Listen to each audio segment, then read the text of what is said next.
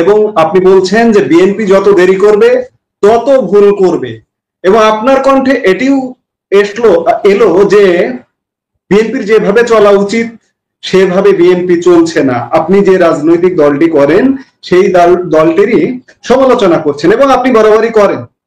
আজকে যদি এই মুহূর্তে আপনার আদি বাড়ি, আপনি যেহেতু বিএনপির চলাটাকে পছন্দ করছেন না, আওয়ামী লীগের চলাও পছন্দ করেন না, কিন্তু আওয়ামী লীগ দিয়ে আপনার রাজনৈতিক জীবনের শুরু। আপনি ছাত্রলীগের সোনালী সময়ের সাধারণ সম্পাদক ছিলেন, ছাত্রলীগের প্রেসিডেন্ট ছিলেন। আজকে যদি আওয়ামী লীগ আপনাকে তার ঘরের ছেলে ঘরে ফিরিয়ে নিতে চায়, আপনি কি বলবেন? আওয়ামী লীগের ওই যে কালো লোকগুলা কথা বলে লন্ডন থেকে, এদের মুখ বন্ধ করতে বলেন। এদের মুখ মানুষ দেখতে জানে, ঝামা দিয়া গোসা দিব মানুষ। এদের মুখগুলা বন্ধ করতে বলে। আমি আজকে কথাটা এদের মুখগুলা বন্ধ করতে বলে। এদের এই মুখগুলা মানুষ, এই কালো মুখগুলা দেখতে চায় না, এদেরকে কথা বন্ধ করতে বলেন ফার্স্ট। 2 নম্বর, আওয়ামী লীগ তো বন্ধ, আওয়ামী লীগ তো হবে না। আমি বলছি 10 বছর লাগবে আওয়ামী লীগের লিখতে, আমি নিজেই বলছি, আমার কথা তো আমি চেঞ্জ করবো না। তবে এটাও বলছি, এই দেশে দল হবে। ওই যে যারা মনে করতেছে বিএনপি 1 নম্বর দল, সে একটা জোট করবে, জামাত 2 নম্বর দল, সে আরেকটা জোট করবে, বিএনপি সরকারে আসবে, জামাত বিরোধী দলে আসবে। তখন আমি বলছি 3 বছরের মধ্যে তখন এই দেশ আফগানিস্তান হবে।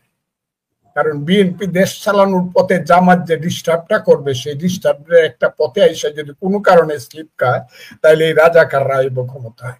এটা হবে আফগানিস্তান। রাজাকারদের হাত থেকে ক্ষমতাকে বাঁচানোর জন্য এই দেশে অবশ্য অবশ্য অবশ্যই একটা দল হবে। সেই দলটার হবে বাঙালি জাতীয়তাবাদের পক্ষে, প্রগ্রেসিভ বাঙালি জাতীয়তাবাদের পক্ষে, রেডিক্যাল বাঙালি জাতীয়তাবাদের পক্ষে একটা দল হবে। এবং সেই বাঙালির সংখ্যা হলো এই দেশে 99%, 1% পাহাড়ি বাদ দিলে আর সব বাঙালি, যারা 1000 বছর যাবত এই দেশে বাঙালির জাতি ছিল, রাষ্ট্র ছিল না,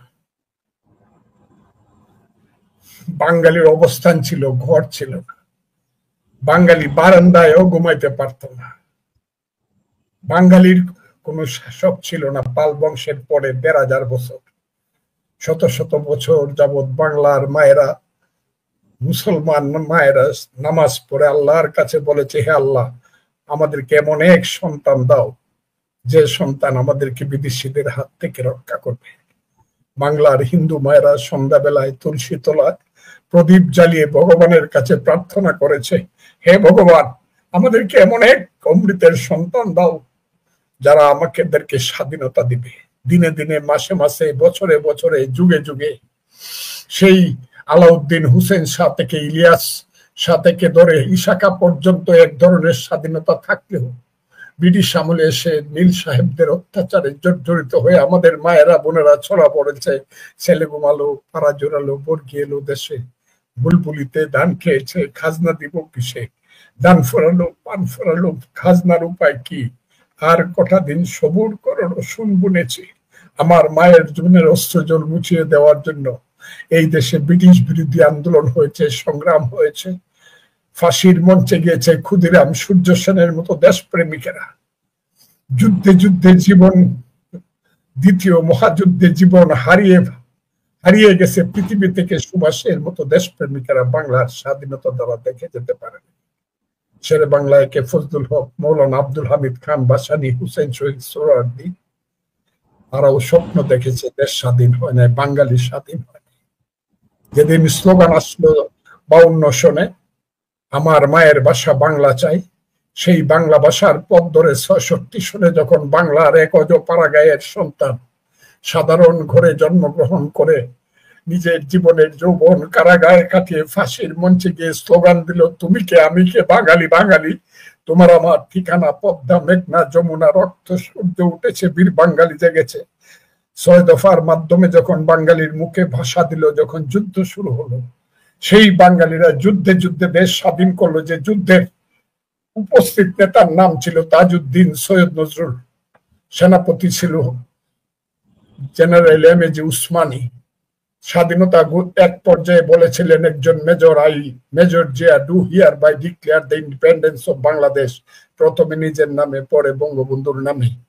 তারপরে সারা বাংলায় সেই 1 নম্বর সেক্টর কমান্ডার রফিকুল ইসলাম বীরুত্তম, 2 নম্বর সেক্টর কমান্ডার খালেদ মুশাররফ গুলি খাওয়ার পরে মেজর হায়দার বীরুত্তম, 3 নম্বর শফিউল্লাহ, 4 নম্বর কমান্ডার সিআর দত্ত, 5 নম্বর কমান্ডার মীর সৌগত আলী, 6 নম্বর কমান্ডার MK বা সেক্টর কমান্ডার সহ MK বাশা, 7 নম্বর সেক্টর কমান্ডার কাজী নুরুজ্জামান, 8 নম্বর সেক্টর কমান্ডার MA মঞ্জুর, 9 নম্বর সেক্টর কমান্ডার MA জলিল, 11 নম্বর সেক্টর কমান্ডার কর্নেল তাহের।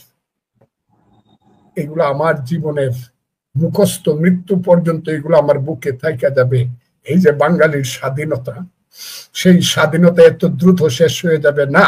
এই দেশে বাঙালির পক্ষে রাজনৈতিক দল আসবে, সেই দল আসবে যে দলে চোর চুট্টা থাকবে না, যে দলে লুটেরা থাকবে না, যে দলে মূর্খরা নেতা হবে না, যে দলে হাইব্রিডরা ব্যাংকগুলো খালি করে দিবে না। সেই ধরনের একটা রাজনৈতিক দল আসবে এবং আসা উচিত। যদি কোনোদিন আসে, আমার বয়স হয়তোবা থাকবে না, আমার বয়স হয়তোবা থাকবে না, তবে আমি দোয়া করে যাব মৃত্যুর আগ পর্যন্ত এই দেশে প্রগতিশীল গণতান্ত্রিক সমাজ প্রতিষ্ঠার জন্য, শোষণমুক্ত সমাজ প্রতিষ্ঠার জন্য, মানুষের পেটের ভাত, পরনের কাপড়, শিক্ষা শেষে চাকরি, মানুষের মনুষ্যত্ব বিবেক, হিন্দু নয় এরা মুসলিম, জিজ্ঞাসা কোন জন কান্ডারি বলো ডুবিছে মানব সন্তান আমার মার। সেই ধরনের যে সমাজ, যে সমাজে বাঙালি মাথা উঁচু করে দাঁড়িয়ে বলবে, বলো বীর বলো উন্নত মম শির, শির নেহারি আমারই নত শির ওই শিকর হিমাদ্রির।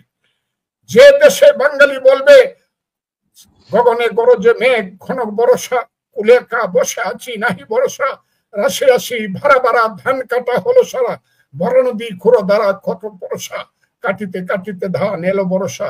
সেই যে বাঙালি জাতির, বাঙালি জাতিসত্তার সেই প্রকোষ্মান ছেলেদের, যেখানে ঢাকা ইউনিভার্সিটি সিনিয়র মাদ্রাসা হবে না, রাজাকারের বাচ্চারা যেখানে ঢাকা ইউনিভার্সিটির ভাইস চ্যান্সেলর হবে না, যেখানে মধ্যযুগীয় বর্বরেরা ইউনিভার্সিটি গুলো দখল করে রাখবে না, যেখানে রিসার্চ হবে, সায়েন্স হবে, নাসাতে যাবে, মঙ্গল গ্রহে যাবে বাঙালির সন্তান, যেখানে সারা পৃথিবীব্যাপী বাঙালির সন্তান মাথা উঁচু করে বলবে আমি আমি বাঙালির সন্তান। সেই দল এবং দেশ যদি কোনোদিন হয়, তাইলে আমি চিন্তা করি সেই দল হবে। আপনি শুরুতে বলছিলেন, আমি সরাসরি উত্তর চাই যে লন্ডনের কালো কালো মানুষগুলো কথা বলা বন্ধ করুক। আপনি সোজা কথা বলছেন যে হাইব্রিড মুক্ত হোক, তাহলে 71-এর আওয়ামী লীগ, 71-এ মুক্তিযুদ্ধ নেতৃত্ব দেওয়া যে আওয়ামী লীগটি ছিল, সেই আওয়ামী লীগ, যে আওয়ামী লীগের নেতৃত্বে আপনি মুক্তিযুদ্ধে অংশ নিয়েছেন, সেই আওয়ামী লীগ যদি এখন ফিরে আসে, আপনি সেই আওয়ামী লীগে ফিরবেন কিনা, এক কথায় উত্তর চাই। আমার এখন বয়স, আমি আপনাকে যে যতটুকু বললাম এর বাইরে আমি বলবো না।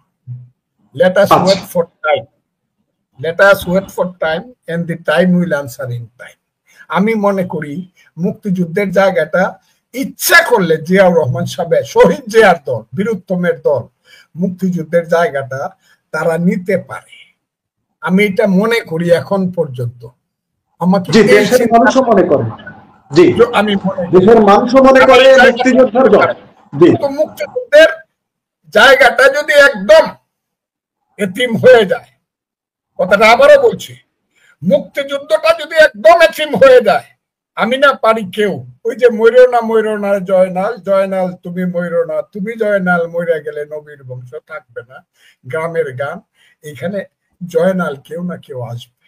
আমি আপনাকে বললাম আসতেই হবে, না হলে ইতিহাস কলঙ্কিত। কাজে আমার ধারণা ছিল, আর সেখানে আওয়ামী লীগের সরকারের নামে, আওয়ামী লীগের সরকারে তখন যারা ছিল তাদের অনেকগুলা লোক, আমি আওয়ামী লীগ ছাড়ার পরে আওয়ামী লীগ এসেছিল, সেই হাইব্রিড শ্রেণী, তারাই ছিল মূল নেতা। এদেরকে প্রথমে আমি পরামর্শ দিয়েছি, অনুরোধ করেছি, যারা খুব বেশি বাড়াবাড়ি করেছে তাদেরকে আমি সাবধান করেছি। যেমন আজকে এটা খুব সুস্পষ্ট ভাবে বলতে চাই, তৎকালীন আইনমন্ত্রী আনিসুল, যেখানে যখন দেখা হতো, বিশেষ করে সুপ্রিম কোর্টে বিভিন্ন অনুষ্ঠানে তিনি আসতেন, আমি কিন্তু ওনাকে বারবারই বলতাম, খুব সাবধান, আপনি জীবনে কিন্তু খেলেন নাই কোনো খেলা, ক্রিকেটে না, ফুটবলে না, রাজনীতিও না, কিন্তু আপনি সবটার এখন ক্যাপ্টেনের ভূমিকা অবতীর্ণ হয়েছে, কাজে খুব সাবধান। এবং দু একটা কবিতার লাইন বলে তাকে আমি সচেতন করার চেষ্টা করেছি। কিন্তু আমার কাছে বারে বারেই মনে হয়েছে যে এরা সঠিকভাবে দেশটা চালানো দূরের কথা, দেশের মানুষের এত বেশি শত্রুতা তারা অর্জন করছে, তাদের কথাবার্তা, তাদের চলাফেরা, তাদের কর্মকাণ্ড, যেটা মানুষ ধৈর্য করতে পারতেছিল না। কাজেই আমি সেই ব্যাপারটার সঙ্গে এমন ভাবে যুক্ত হয়েছিলাম যে সংযুক্তির সঙ্গে আমার দল, আমি যে দলটি করি জাতীয়তাবাদী দল বিএনপি, সেটা সর্বতভাবে যুক্ত হয়েছিল। যদিও বিএনপি তখন আন্দোলনের পিছনের শক্তি হিসাবে ছিল, হাজার হাজার কর্মী জেলে, হাজার হাজার কর্মী পলাতক, লাখ লাখ মানুষের নামে মামলা, কিন্তু তারপরেও মাঠে ছিল। আর আমি সবকিছু বাদ দিয়ে স্ত্রীকে সাবধান করেছিলাম যে তুমি যদি বিধবা হও, বাচ্চারা যদি এতিম হয়, তুমি তাদেরকে নিয়ে চলবার চেষ্টা করো।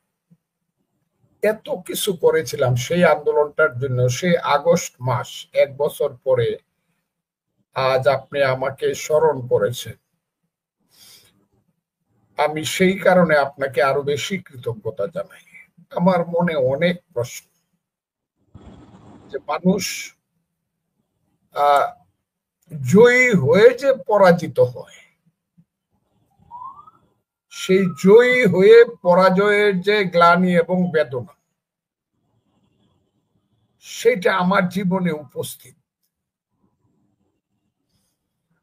আমি এটা এখন ফিল করি।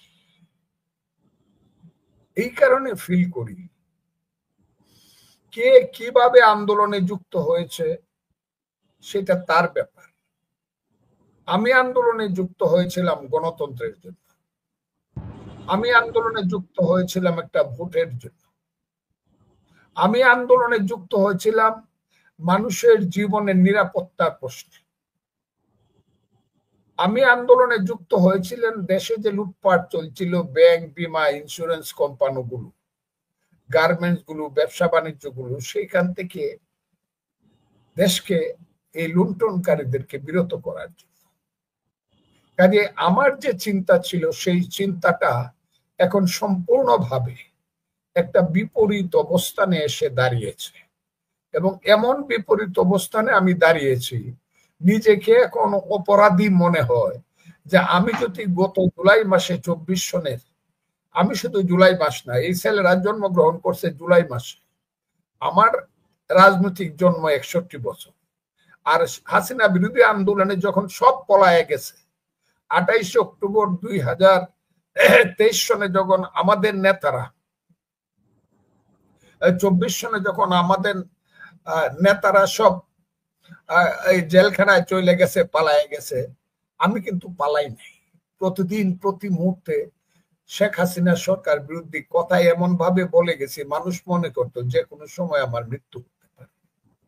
এত কিছু রিস্ক নিয়ে কথা বলেছে, এত কিছু করেছে, এখন নিজেকে মনে হয় আসলে কাজটা করতে গিয়ে কি দেশের মানুষের সর্বনাশ করলাম কিনা, এই জাতির সর্বনাশ করলাম কিনা, ইতিহাসের বিরুদ্ধে আমি দাঁড়াইলাম কিনা, আমি কি মুক্তিযুদ্ধকে আমি অপমানিত করলাম কিনা, আমি মুক্তিযুদ্ধকে মৃত্যুর মুখোমুখি ঠেলে দিলাম কিনা। এই প্রশ্নগুলো প্রতিদিন প্রতি মুহূর্তে আমার মনে হয়। যদিও আমি চেষ্টা করছি আমার উপলব্ধি থেকে, যদি কোনো অপরাধ করে থাকি সেদিন, আজকে সেই অপরাধের যে মানে সমাপ্তি অথবা সমাধান, সেটার বা ওই বিচ্যুতির থেকে বেরিয়ে আসার একটা চেষ্টা এমন ভাবে করছি, এখন সবাই আমাকে বলে আপনি খুব বেশি আক্রমণে চলে যাচ্ছেন, আপনি খুব বেশি আক্রমণে চলে যাচ্ছেন। আমার দল প্রথমে তো আমাকে ভুল বুঝলো, বিএনপি কত কথা কত ঘটনা, বিএনপির সব লোক আমাকে দেখলে আষাঢ় মাসের মেঘলা আকাশের মতো মুখ করে থাকতো বা থাকে, মনে করতো আমি তাদের খুব সর্বনাশ করতেছি, কারণ তাদের খালাতো ভাইয়েরা ক্ষমতায় আছে, জামাত সহ নতুন দলের খালাতো ভাই তারা ছিল এক সময়। আমি বোধহয় তাদের মধ্যে ভাঙ্গন ধরানোর চেষ্টা করতেছি নতুন নতুন কথা বইলা, তারাও আমার প্রতি খুব গুমরা হয়ে থাকতো। কিন্তু আজকে আমি কথা বলতে বলতে এক সময় এমন এক জায়গাতে এসেছি, প্রথমে তারা বুঝতে পেরেছে কি পারে নাই সেটা বড় কথা নয়, শেষে এসে তারা অঙ্কটাকে a plus b whole square is equal to a square plus 2ac plus b square, অন্তত বেশিরভাগ বিএনপির নেতা কর্মীরা বুঝতে সমর্থন হয়েছে।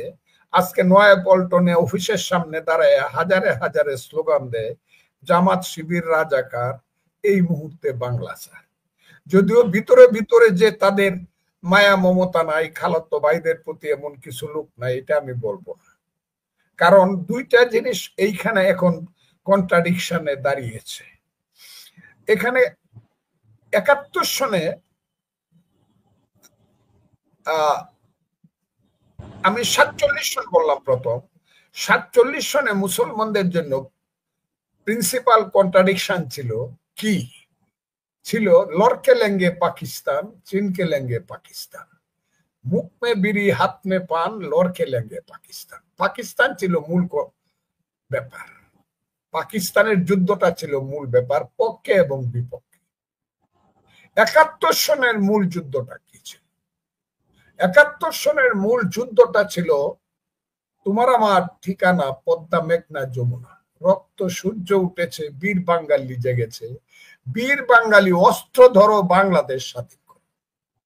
এইটা ছিল বাংলাদেশ স্বাধীন হবে না পাকিস্তানের মধ্যে একটা পরাধীন জাতি হিসাবে বাঙালিরা থাকবে, এইটা ছিল মূল কন্ট্রাডিকশন। মুক্তিযুদ্ধ জয়ী হবে না মুক্তিযুদ্ধ হানাদার বাহিনীর কাছে বা আলবদর রাজাকারদের হাতে পরাজিত হবে।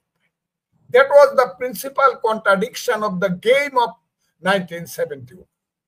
আজকের প্রিন্সিপাল কন্ট্রাডিকশনটা কি? আমি সারা জাতিকে জিজ্ঞাসা করি, আমার দল দীর্ঘদিন মনে করেছে, এখনো মনে করে, আজকের প্রিন্সিপাল কন্ট্রাডিকশন হলো একটা ইলেকশন হইলেই সবকিছু শেষ হয়ে যাবে, কাজে একটা ইলেকশন হওয়াটা হলো মূল কন্ট্রাডিকশন।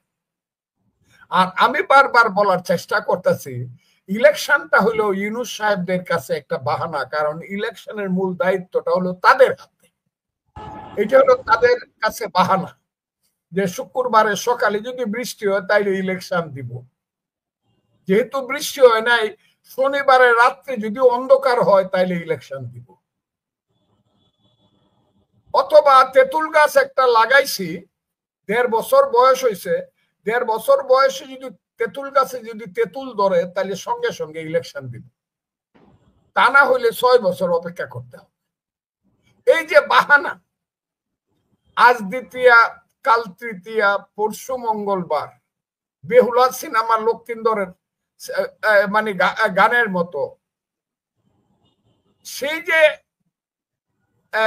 আজ দ্বিতীয়া কাল তৃতীয়া পরশু মঙ্গলবার বইলা দলকে ঘুরাচ্ছে, একদম লন্ডন পর্যন্ত উড়িয়া গিয়া কথা দিয়ে আইছে ইলেকশন ঠিকঠাক মতো দিয়া দিব, কিন্তু বাড়িতে আইসেই কইতেছে আরে কথা তো কইয়ে আইছি, আমি তো দিয়েই দিব, তোদের কাজ যেটা এটা তোরা কর।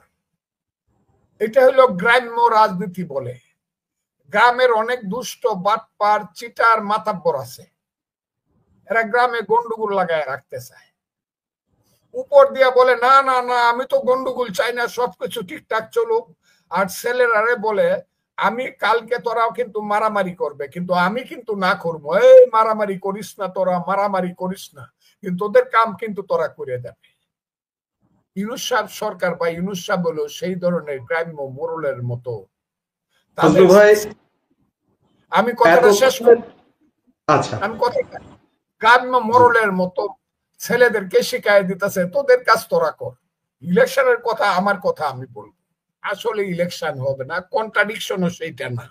মূল কন্ট্রাডিকশন হইতেছে ওই যে কালো শক্তি ক্ষমতায় আসছে 5ই আগস্ট বলে কথাটা, 8ই আগস্টে শপথ নিছে ইউনূস সাহেব, যাদেরকে বলা হয়েছে ভ্যানগার্ড, ইসলামী ছাত্র শিবির অথবা জামাত, সেই ভ্যানগার্ডের যে কালো শক্তি, যাদের পূর্বপুরুষেরা মুক্তিযুদ্ধে মাথা অবনত মস্তকে এই দেশের মানুষের পায়ের নিচে আত্মসমর্পণ করছিল, সেই সব রাজাকার আল বদরের ছেলেরা 54 বছরেও তাদের পূর্বপুরুষের অপমানের কথাটা ভুলে নাই বলাই জাতীয় আন্তর্জাতিক ভাবে 54 বছর পরে পর্যন্ত চক্রান্ত করিয়া একটা জয়, সাময়িক একটা জয় পাইছে।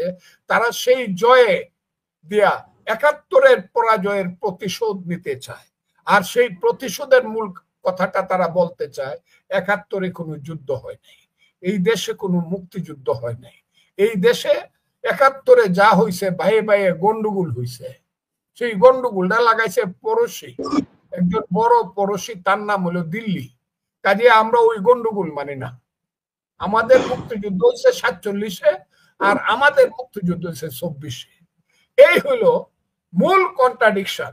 তারা যদি পারে এটা 47-এ 24-এ নিয়ে যাবে, আর এই দেশে যদি কেউ থেকে থাকে, ওই যে কারবালার প্রান্তরে হযরত ইমাম হোসেন শহীদ হওয়ার পরে কেউ যখন ছিল না, নবীর বংশের ধ্বংস হয়ে গেছিল, একটি মাত্র ছেলে যখন জীবিত ছিল, যাকে নিয়ে গ্রামে গঞ্জে বাউল গান গায়, ময়ূরনা ময়ূরনা রে জয়নাল, জয়নাল তুমি ময়ূরনা, তুমি জয়নাল মইরা গেলে নবীর বংশ থাকবে না। সেই মুক্তিযুদ্ধের যদি কেউ থেকে থাকে, যারা থেকে থাকে, যদি কেউ থেকে থাকে, তারা যদি রক্ষা করতে পারে মুক্তিযুদ্ধকে, তাইলে মুক্তিযুদ্ধ বাঁচবে। তা নাহলে সেই মুক্তিযুদ্ধ পরাজিত হয়ে যাবে দীর্ঘদিনের জন্য। আজকে আগস্ট মাসের 1 তারিখে দাঁড়িয়ে 1 বছর পরে আমার এটাই হলো উপলব্ধি।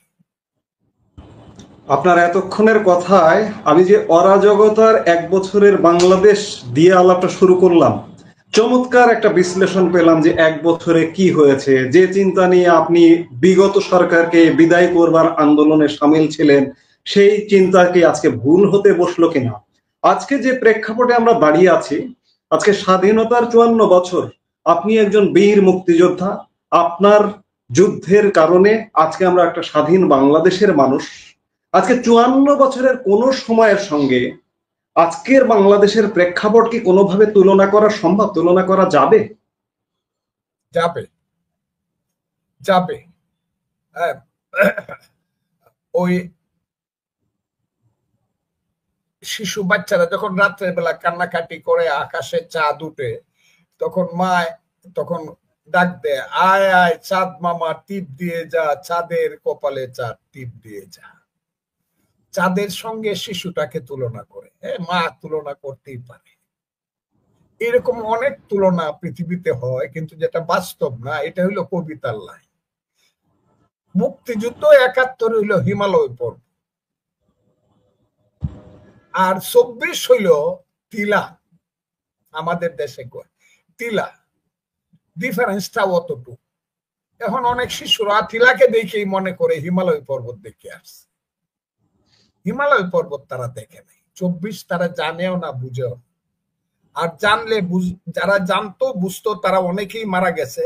আর রাজাকাররা জীবিত অথবা মৃত কবরে গিয়ে ওটা স্বীকার করবে না যে 24 ছিল হিমালয়, এই সরি 71 ছিল হিমালয়, এটা তারা স্বীকার করবে না। কেন করবে না?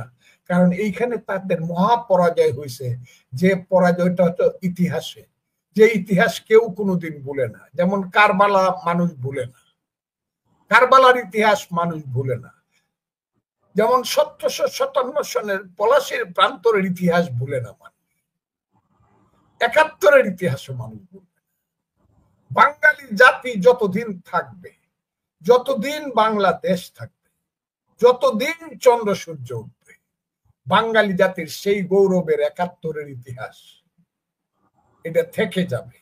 এবং এইটাও থেকে যাবে সেই গৌরবের পক্ষে কে ছিল, গৌরবের বিপক্ষে কে ছিল?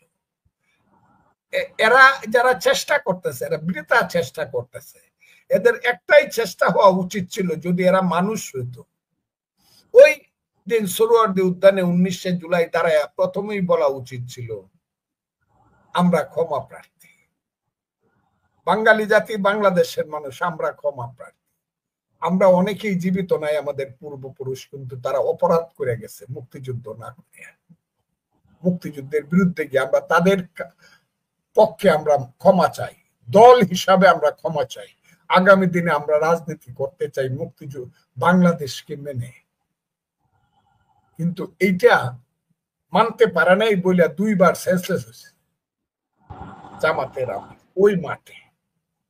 কারণ মনের সঙ্গে মুখের যে গরমিল, চিন্তার সঙ্গে, প্রকৃত চিন্তার সঙ্গে মেকি চিন্তার যে পার্থক্য, সেই পার্থক্যের কারণে জামাতের আমির 2বার সেন্সলেস হয়েছে। একবার সেন্সলেস হয়েছে যখন মিটিং এ দাঁড়াইছে, শুধু লাখে লাখে মানুষ, সাদা টুপি, সাদা পাঞ্জাবি গায়ে দেওয়া, কিন্তু এইটা তার চোখে ভাসে নাই। ভাসছে 1971 সনের 7ই মার্চে রেসকোর্স ময়দানে লাখে লাখে মানুষ লাঠি হাতে, অস্ত্র হাতে, লাখে লাখে মানুষ, মুখে তার জয় বাংলা, আর একটা মানুষ কালো কোট গায়ে দিয়া বক্তৃতা করতেছে, প্রত্যেক ঘরে ঘরে দুর্গ গড়ে তুলো, তোমাদের যা কিছু আছে তাই দিয়ে শত্রুর মোকাবেলা করতে হবে। মনে রাখবা, রক্ত যখন দিয়েছি রক্ত আরো দিব, আমি যদি হুকুম দিবার নাও পারি তোমরা সব বন্ধ করে দিবে। এবারের সংগ্রাম আমাদের মুক্তির সংগ্রাম, এবারের সংগ্রাম স্বাধীনতার সংগ্রাম। এই কথাটা তার ভাইসা উঠছে, তার চোখের মাঝে মনে একটা ধাক্কা দিছে, উনি সেন্সলেস হয়ে গেছে। সেন্সলেস হইয়া তারপরে পানি টানি ডাইলে টাইলে ভালো করছে তাকে, ঠিক আছে, আবার উঠছে, মনে করছে এখন নতুন করে আবার কথা বল, নতুন করে উঠছে। পরে দেখে আরো ভয়াবহ চিত্র তার সামনে ভাইসা উঠছে।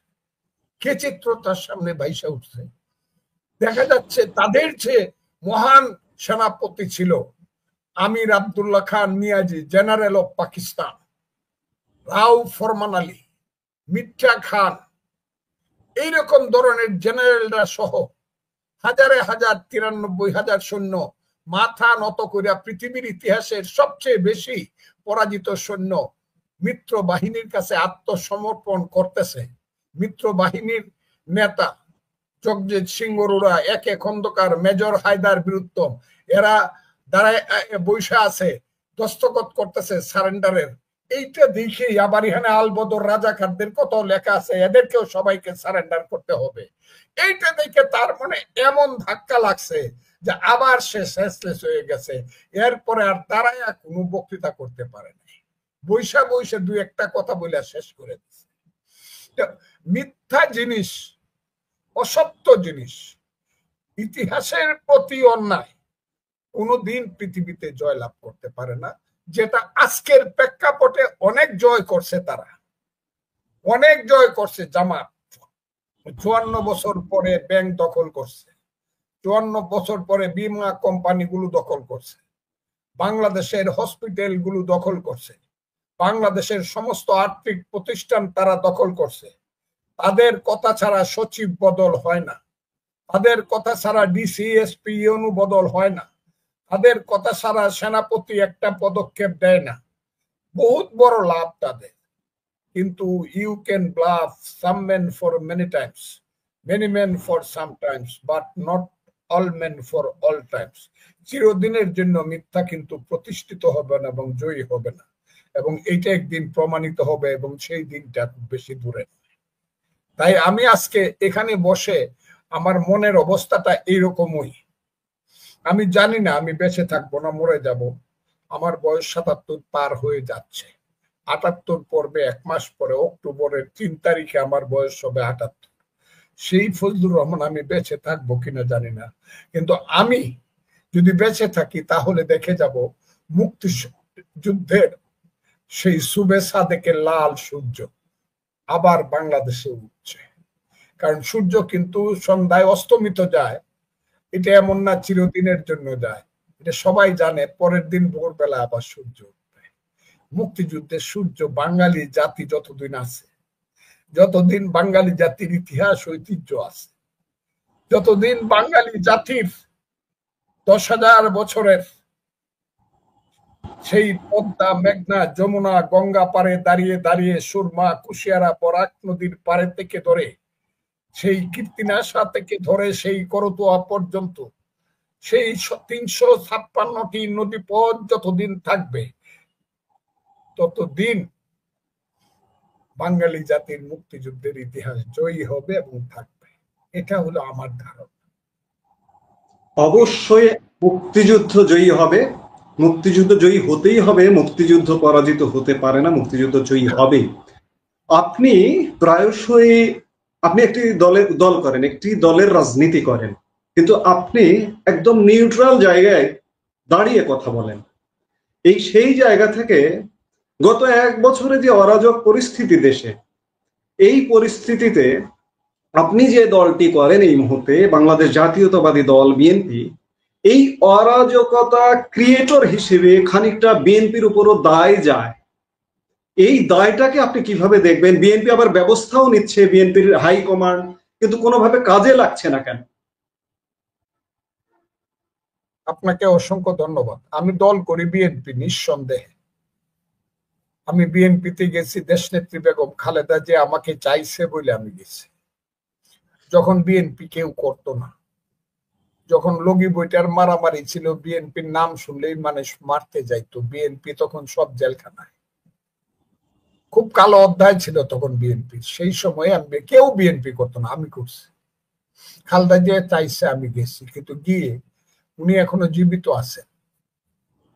উনি অনেক বড় নেতৃত্ব এই দলের, উনি মালিক বললেই চলে, গার্জেন, অভিভাবক। আমি উনাকে জীবিত রেখেই বলছি। আমি যখন যাই, আমাকে যিনি নিয়ে গিয়েছিলেন তিনি আর বাংলাদেশে নাই, সাথে করে নিয়ে গেছিলেন, তার নাম হলো জনাব উসমান ফারুক। উনি আমেরিকায় থাকেন, উনার বয়স এখন অনেক বেশি। আরেকজন ছিলেন জনাব লুৎফুজ্জামান বাবু। উনারা আছেন দুইজনে জীবিত, দেশনেত্রী বেগম খালেদা জীবিত আছে। আমি যখন গেছি আমি বলছি যে আমি তো জীবনে কোনোদিন মুক্তিযুদ্ধের, আমি তো একজন মুক্তিযোদ্ধা, আমি সাধারণ মুক্তিযোদ্ধা না, আমি অসাধারণ মুক্তিযোদ্ধা। আমি চেতনার স্তরে শুধু মুক্তিযোদ্ধা না, আমি নখের আঙ্গুল থেকে ধরে চুলের আগা পর্যন্ত আমার সমস্ত দেহটা মুক্তিযুদ্ধের আদর্শিত একটি দেহ। কারণ মুক্তিযুদ্ধ আমি কিন্তু 71-এর 26শে মার্চে শুরু করিনি। তারা জানে কথাটা। উনি তখন অবাক হয়েছে, কয় কি? হ্যাঁ, আমি মুক্তিযুদ্ধ শুরু করছি আমি যেদিন বিএ পাশ করিয়া এমএ পড়তে আসছি ঢাকা বিশ্ববিদ্যালয়ে 1969 সনের সেপ্টেম্বর মাসে। ঢাকা বিশ্ববিদ্যালয়ে পলিটিক্যাল সায়েন্সে এমএ ভর্তি হয়েছি। ইকবাল হলের 116 নম্বর রুমের রেসিডেন্ট, যে রুমের নেতা ছিলেন, রেসিডেন্ট ছিলেন আরেকজন ছিলেন জনাব শাহজাহান সিরাজ, জাতীয় 4 ছাত্রলীগ নেতার এক নেতা, ছাত্রলীগের জেনারেল সেক্রেটারি এবং আমার লিডার। আমি যখন ছাত্রলীগ করি ওনার বাড়ি তো ময়মনসিংহ, গ্রেটার ময়মনসিংহ, টাঙ্গাইল, আমার বাড়ি কিশোরগঞ্জ। কাজে সেই সূত্রে তারা সবাই আমার বড় বড় ছিল, লিডার ছিল। আমাকে উনি আদর করে তার রুমে নিছেন। আমি দেখছি সেই রুমে সিরাজুল আলম খান আসতেন। কে সিরাজুল আলম খান? কি তার চক্ষুষ্মান চিন্তা, কি তার ভবিষ্যৎ চিন্তা! এই শিবনারায়ণ কইরে পতাকাটা বানাইতে পারবে না তুই? লাল সবুজের একটা পতাকা বানাবে, মধ্যে কিন্তু ম্যাপ দিবে, বাংলাদেশের ম্যাপ, পূর্ব পাকিস্তানের ম্যাপটা দিয়ে দিবে, তা না হলে ইন্ডিয়া ভুল বুঝবে। সেই ম্যাপ বানানোটা আমি দেখছি। এই জাহিদুর রহিম বাইরে কালকে নিয়ে আসবি তো। বাংলাদেশের তখন শ্রেষ্ঠ রবীন্দ্রসঙ্গীত শিল্পী, উনি বসছে, আমরা পিছনে দাঁড়ানো। আমি কিন্তু বসার কর্মী না, আমি উনার দাঁড়ানোর কর্মী। দূরে থেকে দেখি, একটু দূরে থেকে, এই ফজলু আয়, এবার ডাক দে, আমি হইলাম তার এই অর্ডারের কর্মী, সিরাজুল আলম খানের। এটা বলতে আমার কোনো লজ্জা নাই। সেই জাহিদুর রহিম গান গাইছে, জাহিদ ভাই আমার সোনার বাংলা গানটা গান তো গাইছে, আমার সোনার বাংলা আমি তোমায় ভালোবাসি। নিস্তব্ধ উনি শুনছেন, যে কয়েকজন সবাই শুনছেন। আচ্ছা জাহিদ ভাই ওই গানটা গান তো ডিএল রায়ের ধনধান্যে পুষ্পে ভরা আমাদের এই বসুন্ধরা, ওই গানটা গাইলেন। গাওয়ার পর বলেন দুইটা গানই খুব চমৎকার, কিন্তু প্রথম গানটা তো আমাদের বিশ্বকবি রবীন্দ্রনাথ ঠাকুরের। এইটাই বঙ্গবন্ধুর সঙ্গে কথা বলা দরকার, যে এই আমার সোনার বাংলা গানটা জাতীয় সঙ্গীত বানানো যায় কিনা। আমি সেইখানে সাক্ষী, একজন ছোট সাক্ষী, কিন্তু আমি সাক্ষী। আমি এম এ ফাইনালের পরে, আমি ফজলুর রহমান, আমি তখনই কিশোরগঞ্জ জেলা ছাত্রলীগের এক্স জেনারেল সেক্রেটারি, আমি তখনই কিশোরগঞ্জের 11 দফা আন্দোলনের কনভেনার, ছাত্র সংগ্রাম পরিষদের। কাজে এত ছোট না। আমি বিয়েতে পরীক্ষাতে কি রেজাল্ট করছে আজকে বললে পরে মানুষ বললো লোকটা খালি নিজের গল্প করে। ঢাকা ইউনিভার্সিটির রেজিস্টার খাতাটা 69-এ বিয়েতে কি রেজাল্ট করছে দেখে আসুন কি। আমি সেই ফজলুর রহমান, আমার অনামিকার আঙ্গুল কাইটা ইকবাল হলের সেই সানে বান্ধানো ঘাটের পারে, পুকুরের পারে, ভোরবেলা সুবে সাদেকের সময় চে গুয়েভারার কিচ্ছা শুনিয়া, ডাক দিয়ে যায় কিচ্ছা শুনিয়া, বাঙালি জাতির মুক্তিযুদ্ধের স্বপ্ন দেখে আমি মুক্তিযোদ্ধা হচ্ছি। সিরাজুল আলম খানের হাতে রক্ত দিয়া, ওই অনামিকার রক্ত।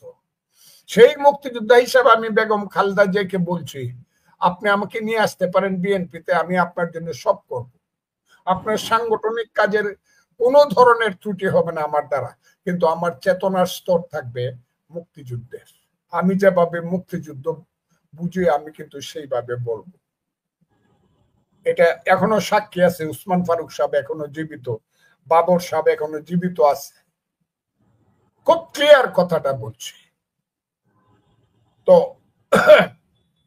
উনি সঙ্গে সঙ্গে হাসি দিয়া বললেন, আমি মিটিং অ্যারেঞ্জ করে দেব, আপনি যে ধরনের বক্তা, আপনার যে বক্তৃতা আমি শুনি, আমি মিটিং অ্যারেঞ্জ করে দেব, আপনি সারাক্ষণ মুক্তিযুদ্ধের বক্তৃতা করবেন। আমি সেই ফজলুর রহমান। কিন্তু কাজে যেখানে যে অবস্থানে জীবনে থাকি, ওই যে কোন দল করি না করি, এটা আমার কাছে কোনো ম্যাটার না। কিন্তু আমি কিছুতেই মুক্তিযুদ্ধের বাইরে যাব না। আমি যেভাবে মুক্তিযুদ্ধ বুঝি সেই মুক্তিযুদ্ধের বাইরে আমি যাব না। ওই যে আধা আধা মুক্তিযুদ্ধ, আধা আধা মুক্তিযুদ্ধ, আমি ফুল মুক্তিযুদ্ধে বিশ্বাস করি। যে মুক্তিযুদ্ধের স্লোগান হলো তোমার আমার ঠিকানা পদ্মা মেঘনা যমুনা, আমি সেই মুক্তিযুদ্ধের। আমার প্রশ্নটা এই যে আজকে যে 1 বছরের অরাজকতাপূর্ণ বাংলাদেশ, এই বাংলাদেশের ক্ষেত্রে আপনি যে বর্তমানে যে দলটি করছেন, এই দলের উপরেও দায় আছে, এই দলেরও দোষ আছে। এটিকে আপনি কিভাবে মূল্যায়ন করবেন? দলের হাইকমান্ড ব্যবস্থা নিচ্ছে, কিন্তু তারপরেও বন্ধ হচ্ছে না কেন? আপনি কিভাবে আপনার দলের আত্মসমালোচনা কিভাবে করবেন? আমার দলের আত্মসমালোচনা আমি এইভাবে করব, আমার দল হাজার হাজার লাখ লাখ মানুষ কর্মী আছে, আমি দলটাকে প্রথমে প্রোটেকশন দিই দলের কর্মীকে। এইভাবে আমাকে মানুষ ভুল বুঝতে পারে। এমন বিএনপির হাজার হাজার কর্মী 15 বছরে জেলে গেছে, নিঃস্ব হয়ে বের হয়েছে, সিরা শার্ট গায়ে দিয়ে বের হয়েছে, মামলার টাকা খরচ করতে করতে বাপের জমি বিক্রি করছে, কিচ্ছু নাই। বাইরে দেখছে বোর পরনে সেরা কাপড়, ছেলে অসুস্থ, ট্যাবলেট খাওয়ার পয়সা নাই বা একটা চকলেট খাওয়াইতে পারে না, মা অসুস্থ, মুখে ওষুধ দিতে পারে না। সেই বিএনপির কর্মীটা, গরিব কর্মীটা যদি কিছুটা কারো কাছে গিয়া বলে থাকে আমারে দে টেহা দে বেটা, আমি আমার এই করবো, 10,000 15,000 20,000 টেহা নিছে, এইটাকে আমি দোষ মনে করি। কিন্তু খুব এমন আমি লয়ার, আমি এমন কোনো অপরাধ মনে করি না যে অপরাধে তার একদম সব শেষ হয়ে যাবে বা দলের শেষ হয়ে যাবে। তবে এটা করা উচিত না, এটা আমি মনে করি। আমরা এখন ওইটা চেক করতে পারি নাই। এটা খালি আপনি দেখেন, আপনি ভাই আজকে সাজ্জাদ কাদের ভাই আমাকে প্রশ্ন করলেন, আরেকটা লোক যে ঘরের মাঝে ঢুকিয়া সামান্য কিছু নিয়ে গেছে, কি 26 ভরি স্বর্ণ, পকেটে করে নিয়ে গেছে। ওইটা দেখেন না, ওরে বলে না, ও তো সাধু। আমি জামাতের আমির যখন বক্তৃতা করে বৈশা, আমার প্রথম যুদ্ধ শেষ, কি শেষ, আমি ফেসিস্ট তাড়াইছি,